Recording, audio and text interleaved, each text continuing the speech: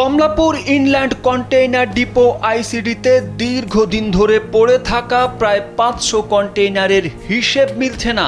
দীর্ঘ সময় পেরিয়ে গেল এসব চালানের আগামপত্র অর্থাৎ বিল অফ এন্ট্রি দাখিল হয়নি। এর পরিপ্রেক্ষিতে তদন্তে নামে শুল্ক গোয়েন্দা ও তদন্ত অধিদপ্তর। এতেই বেরিয়ে এসেছে ভয়াবহ তথ্য। উচ্চ শুল্কের কসমেটিক্স থেকে এলইডি লাইট সহ বিভিন্ন ধরনের পণ্য ছিল বলে ধারণা গোয়েন্দাদের। তারা বলছেন কর ফাঁকি দিতে এসব কন্টেইনারের বড় অংশ গোপনে খালাস করা হয়েছে। Introducing High Class by Akij Port.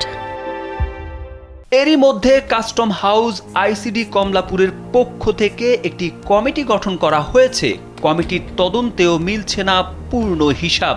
সংশ্লিষ্ট সূত্রে এসব তথ্য জানা গেছে। সূত্র জানায় কাস্টম হাউস আইসিডি কমলাপুরের দীর্ঘদিন ধরে পড়ে থাকা অনেক কন্টেইনারের বিল অফ এন্ট্রি দাখিল না হওয়ায় তদন্তে নামে শুল্ক গোয়েন্দা ও তদন্ত অধিদপ্তর।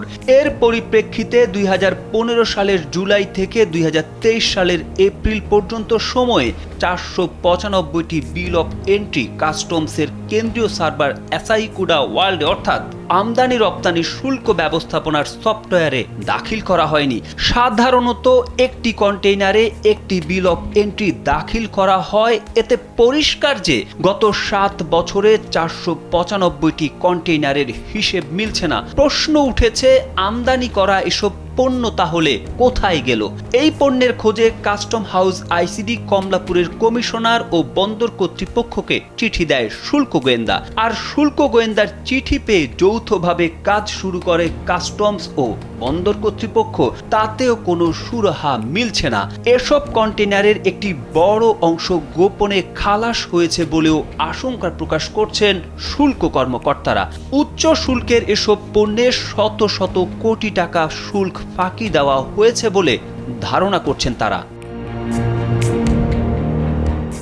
জানতে চাইলে কাস্টম হাউস কমলাপুরের কমিশনার নাহিদা ফরিদি কালবেলাকে বলেন, 2015 সালের বেশ কিছু পুরনো বিল অফ এন্ট্রি জমা হয়নি। এমন কিছু কন্টেইনার মিসিং রয়েছে। এসআইকুডা ওয়ার্ড সিস্টেম ও বন্দরের তথ্যের মধ্যে বেশ কিছু গরমিল পাওয়া গেছে, যে কারণে আমরা একটি টিম গঠন করে দিয়েছি।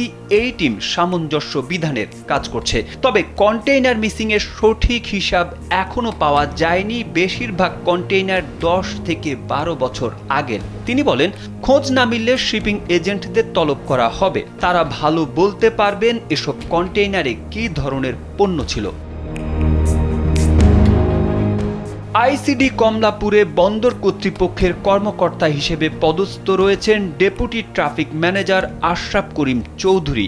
এ বিষয়ে বক্তব্য জানতে তাকে একাধিকবার ফোন দেওয়া হলেও তিনি ধরেননি। খুদে বার্তা পাঠালেও তিনি কোনো উত্তর দেননি।